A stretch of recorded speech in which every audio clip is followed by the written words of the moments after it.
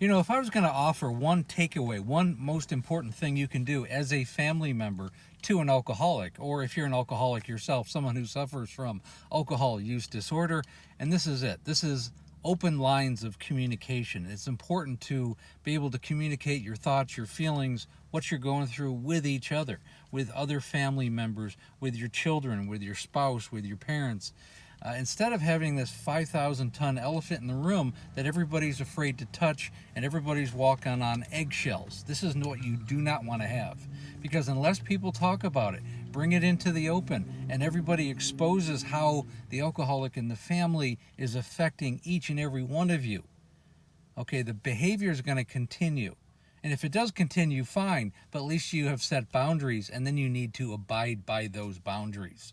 But you need to set, you have to have guidelines. You have to.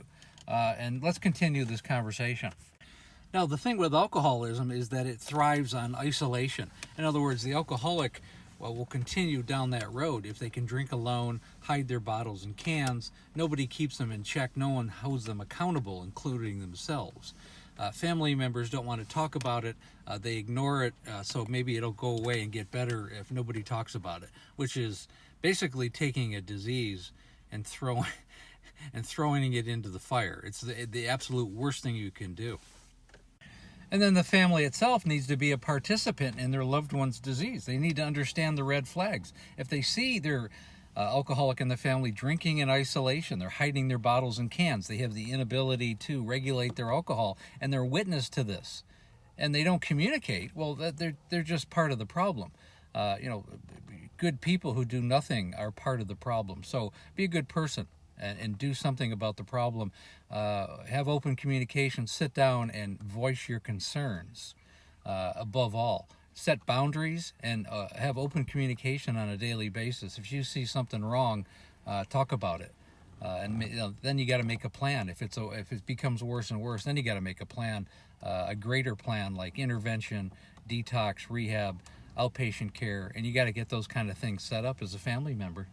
And you have to realize the sooner that you have open lines of communication, the better that you can nip this problem in the bud in the earlier stages, if you're aware of it. If you're educated as a family member, you can stop it before it gets into the later stages, before somebody becomes chemically, emotionally, and physically dependent, before it becomes their identity. It's so important to nip it in the bud. It's so much easier in the earlier stages. In the later stages, the percentages of being able to help somebody go down incrementally, and you don't want that as a life.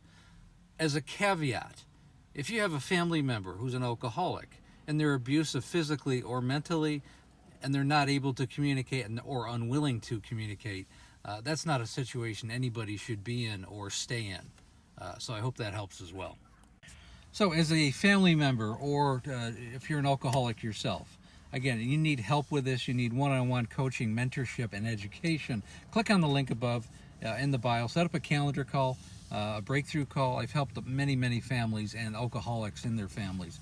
And again, please like, share, and comment. And again, we have a Facebook group called Amanda, a cautionary tale of alcoholism, which is really becoming a very good support group. And again, thanks for listening.